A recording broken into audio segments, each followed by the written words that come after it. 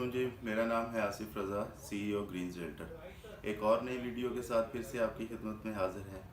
आज की वीडियो में हम बात करेंगे जो हालिया बजट में टैक्सेस लगाए गए हैं और इन टैक्सेस की वजह से जो मार्केट में सेल परचेज़ पर असरात मुरतब हो रहे हैं और मार्केट की डायरेक्शन अब क्या होगी इन टैक्सेस के बाद में। तो सबसे पहले हम बात कर लेते हैं जो टैक्सेस लगे हैं। ये जो टैक्सेस लगे हैं ये 3 तरह के गवर्नमेंट ने टैक्स लगाए हैं। इसमें सबसे पहला जो है वो एडवांस इनकम टैक्स है, जो पहले भी लगा हुआ था वो फाइलर के लिए 1% था, नॉन फाइलर के लिए 2% था। अभी इस टैक्स में उस एडवांस इनकम टैक्स को बढ़ाकर फाइलर के लिए 2% और नॉन फाइलर के लिए 5% कर दिया है। दूसरी तरह का जो टैक्स लगा है वो है कैपिटल गेन टैक्स।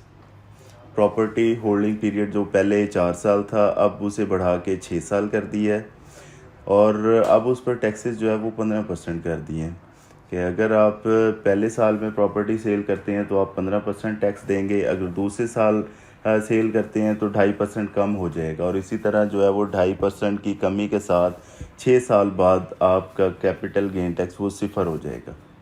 ये दूसरी तरह का टैक्स है। तीसरा जो टैक्स लगा है उसको एक नया नाम दिया है डीम्ड रेंटल इनकम टैक्स। तो ये जो टैक्स है ये पहले नहीं था, ये इस दफ़ा इस बजट में फ़र्स्ट टाइम वो इंट्रोड्यूस करवाया जा रहा है। इस पे अगर बात करें तो ये है आपकी जो property other than your house, जो एक प्रॉपर्टी होगी और उसकी वैल्यू 25 मिलियन से प्लस में होगी। 25 मिलियन एग्जेम्प्टेड है, उससे ऊपर जो उसकी वैल्यू बन रही होगी उसका 5% रेंटल इनकम जो है वो उसको समझा जाएगा और उसका 1% आपसे टैक्स वसूल किया जाएगा। मैं इसको थोड़ा सा वाज़े भी कर देता हूँ क्योंकि ये पहले टैक्स नहीं था।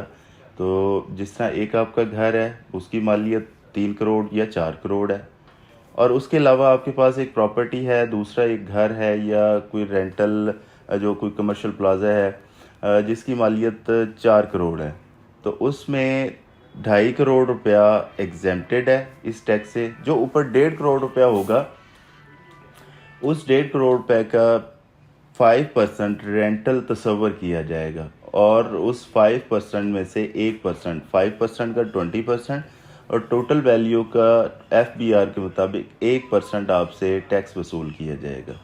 तो ये 3 तरह के टैक्सेस हैं जो इस दफ़ा गवर्नमेंट ने लगाए हैं और इसके अब हम देखते हैं कि मार्केट पर क्या असरात मुरतब होंगे। क्या इस वक्त जो ये टैक्सेस लग गए हैं इसके बाद मार्केट किस डायरेक्शन में जाएगी, क्योंकि इन टैक्सेस ने इन्वेस्टर पर एक नफसियाती इम्पैक्ट क्रिएट किया है कि वो इस वक्त अपनी इन्वेस्टमेंट मार्केट में लाने के लिए तैयार नहीं है। दूसरी साइड पे अगर देखा जाए तो ऑल पाकिस्तान रियल्टर एसोसिएशन ने भी इन टैक्सेस के ख़िलाफ़ एहतजाज की कॉल दी है और गवर्नमेंट से इस पे जो है वो बारगेन स्टार्ट की है और गवर्नमेंट को जो है वो इन टैक्सेस को रिव्यू करने के लिए कहा है। तो होपफुली कि गवर्नमेंट इस मुतालबे को, रियल्टर एसोसिएशन के इस मुतालबे को मान ले और ये टैक्सेस वो रिव्यू हो जाएं और जिस तरह पहले गवर्नमेंट ने रियल एस्टेट सेक्टर को सपोर्ट किया था वो इस वक्त भी इसके बाद भी जो है वो सपोर्ट करें।